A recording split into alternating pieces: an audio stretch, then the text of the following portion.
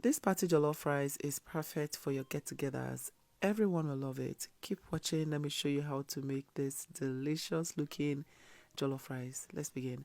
So first I'm going to cook my protein of choice, which is chicken. You can use turkey. I'm using chicken and goat meat. They have the same cooking time. So it's been washed now in a pot. Next, go in with some onion chopped, some grated garlic and ginger. Next thing is some fresh rosemary, some sage, thyme, curry powder, a bit of cumin and some chicken seasoning. I'm going to stir everything well to combine. Cover and let it steam cook for about 15 minutes without adding water. Today's special hug is for Vivi David watching from Nigeria. I'm glad you love the recipes. Please let me know where you're watching from so I can send you a hug in my next video. Meanwhile, I'm going to prep the pepper mix for our stew base. Over here, I have some onion. I'll list everything I'm using today in the comment section, so check it out. I have some red bell pepper, some paprika pepper, you may call that shombo, some tomatoes, habanero pepper, and some dried tatashe or some dried red bell pepper. I also have some peeled garlic and ginger. To begin, I'm going to remove the seeds from the dried chilies. Rinse everything properly, cut them in half and transfer into a pot. You want to cook that down until the dried chilies become soft. This should take anywhere around 30 to 40 minutes. Another way to get this done is to transfer everything into a tray, drizzle some oil over it, and grill in the oven until it turns charred.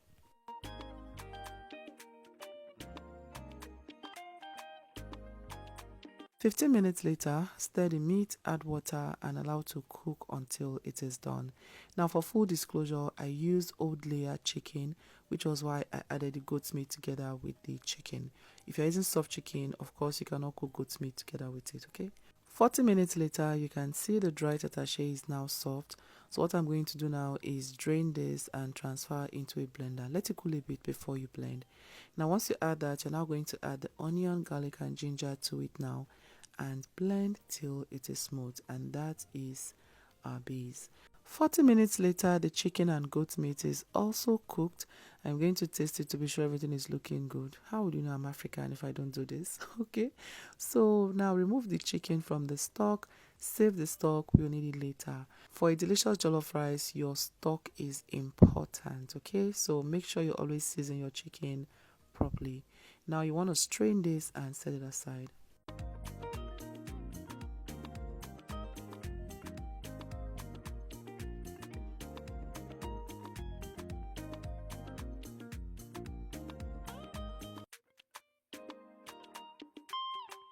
Next, I'm going to fry the chicken. You can air fry it or grill in the oven, but I need that oil for my jollof rice. So go in with some oil into a wide enough pot. Once it heats up, go ahead and fry the meat. I'm not going to fry this too dry because as you can see, the chicken does not have a lot of flesh. While that is going, I'll go ahead and slice some shallots. Shallots add that sweetness balance to your jollof rice. They look really similar to onion, but they are different. This is a bit sweeter, okay? You can also use the dry ones if you have it. So slice and set it aside.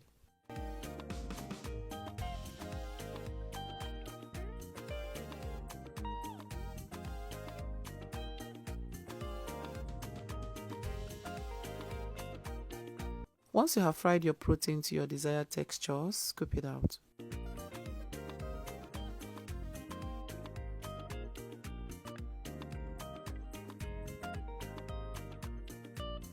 Clean the oil and reduce it if it is too much for your jollof rice. I'm going to reduce this because it's a bit too much. So I'm going to take a reasonable amount out and then fry our shallot and tomato paste in it. Like I said, this oil, because we fried our chicken in it, adds tons of flavor to your jollof rice. Next, I'm going to add some dried thyme, some curry powder, and the shallot. I'm going to fry this for about a minute or two to release the sweetness, and then I'll go in with some tomato paste. You need tomato paste in your jollof rice for that pop of color.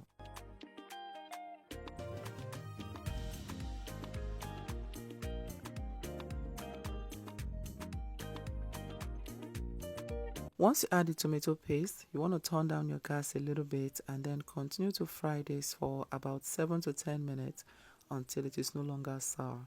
It will begin to taste sweet and separate from each other once it is ready. Now once you achieve that, you can now go in with our prepared pepper mix that we prepped earlier here. Add it and then stir everything to combine.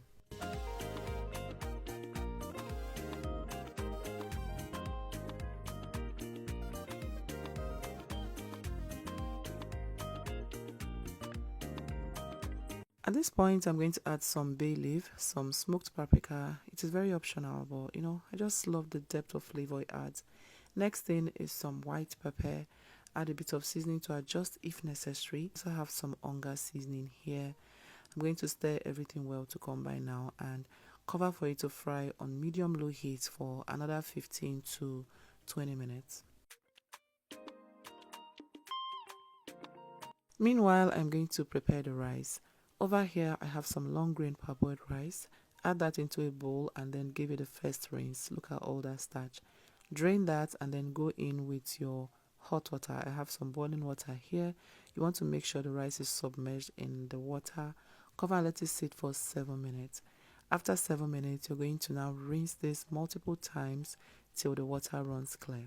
What this process will do is help take out as much starch as possible, so always make sure you wash your rice thoroughly, okay?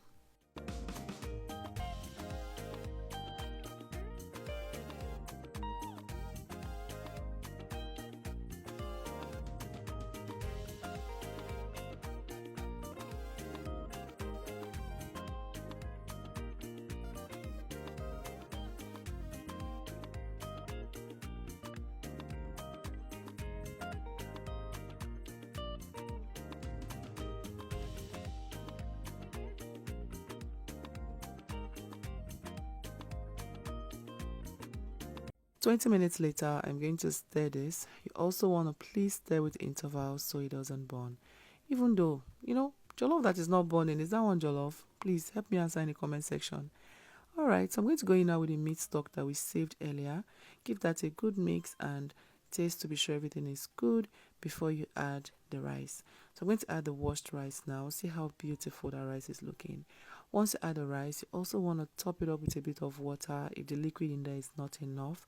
You want the rice and the liquid in the pot to be at the same level if you're going to be using my procedure. So add a bit more water, making sure everything is at the same level.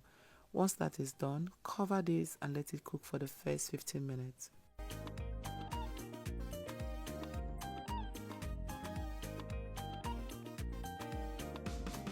15 minutes later, I'm going to give this a gentle mix. Now, at this point, you can adjust with seasoning or salt if necessary. This is the best time you can do any adjustment. Seasoning your jollof rice once it is cooked is not the best practice, okay? So at this point, I'm going to go in with a bit of salt, stir to combine, and then trap the steam in there with some foil or parchment paper.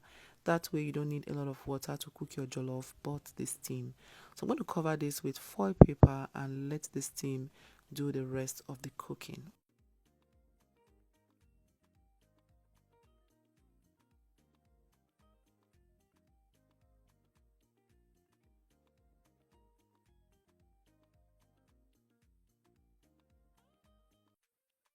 Thirty minutes later on medium-high heat, this is the result. I'm going to remove the foil and give that a very gentle mix. You guys, let me tell you, the aroma here was so nose blinding. My neighbor had to knock on my door. So I promised I was going to bring her some once I was done. I did, and oh boy, she loved it. Alright, at this point I went in with some onion, tomatoes, some butter, and some of the stew that I set aside earlier. Not sure why that clip didn't come up, but I always set some stew aside, which I like to add towards the end of the cooking. Cover this and allow it to melt for another 15 minutes on medium-low heat. 15 minutes later, stir everything well to combine, and look at that, our jollof is jollofing. So delicious, you guys. The aroma was nose blinding. I hope you try this out. Enjoy it when you do. You can serve this with some coleslaw, have it by itself as a meal, and trust me, it is so delicious. I hope you enjoy it. Thank you so much for watching this video. Send me your pictures on Instagram at joyfulcook_. See you in my next one. Bye.